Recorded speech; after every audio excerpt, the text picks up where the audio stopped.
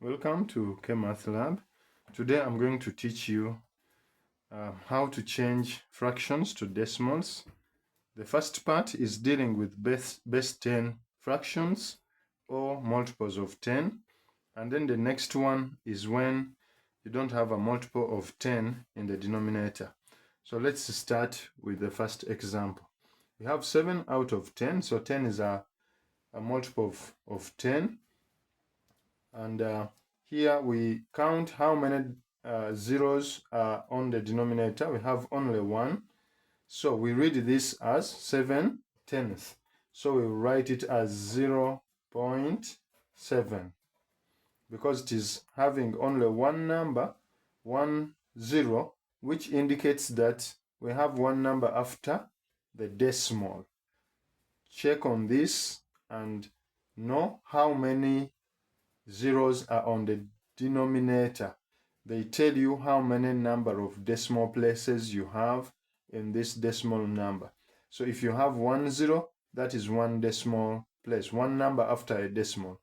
If you have 2 zeros like here on 5 out of 100, then you write your decimal as 0.05. Why? Because you have 2 zeros. That means you have 2 numbers after a decimal. So you'll have to write a 0 and then a 5. We read this as 5/100. So this is after a decimal, we go to tenths, then hundredths. So this is 5/100. That is why you have to write it as 0.05, because on the numerator you have only one number, and the denominator is showing you that you have 2 numbers after a decimal point. Let's go to example 3, which is 53 out of 1000, which is read as 53 thousandths. Now, this one has got 3 zeros on the denominator. This indicates that the decimal you are going to write must be having 3 numbers after a decimal point. So write this as 0.053 because we have 3 numbers after a decimal. After our decimal, we'll be having 3 numbers. So you have to add 0 before you write 5 and 3, because this 3 has to be in the thousandth place. That is read as 53 thousandths. Now, we are going to look at other fractions that do not have multiples of 10 in their denominators. An example is here, 2 out of 5, or 2/5. So this is written as 2 divided by 5, and we all know that 2 divided by 5 is impossible, so we write as 0 here, showing impossible, and a decimal point. Then we come here on our 2, we add a 0 and make it 20 now. So now 20 can be divided into 5. So we have 20 in the multiples of 5. How many times? It is 4 times. So when we subtract here, we get a 0. So this means that 2/5 is the same as, or is equal to, 0.4. Our next example is 3/4 or 3/4. So here we are going to divide 3 divided by 4. 3 divided by 4 is written like this. Now 3 divided by 4, 3 is smaller than 4, so we put a 0 and then a decimal, and then we add a 0 here to make this number now 30. So 30 divided by 4, we know we have a number in the multiples of 4, which is 28, which is near 30, and it goes 7 times. So we are going to subtract here 30 minus 28.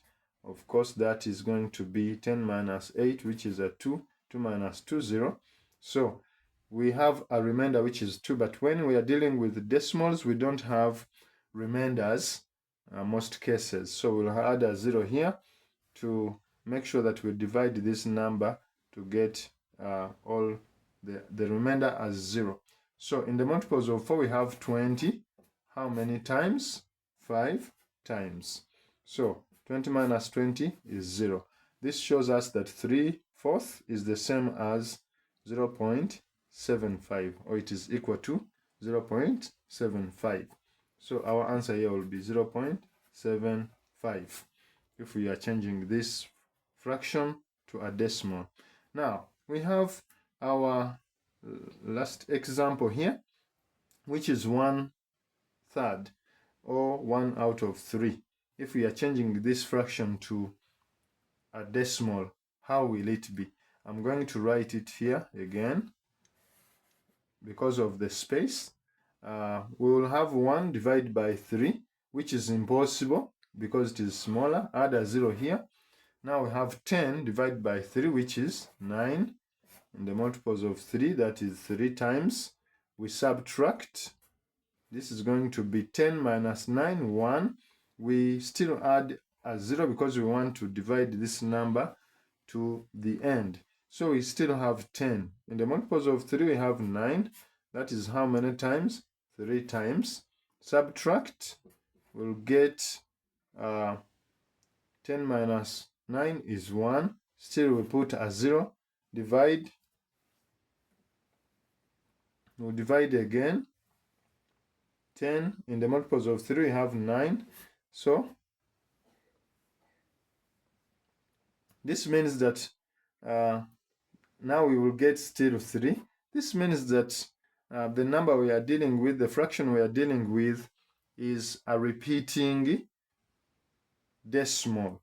So because we are going to keep getting 3, 0.3333, so our answer will be continuing to move like that. So what do we do here? We can take the first two numbers and we say it is, our answer is going to be 0.33 recurring. So, or sometimes we write it as 0.3 recurring as our fraction, because as our decimal, because this number is going to keep going, it will not end. Thank you. Hope to see you in the next video.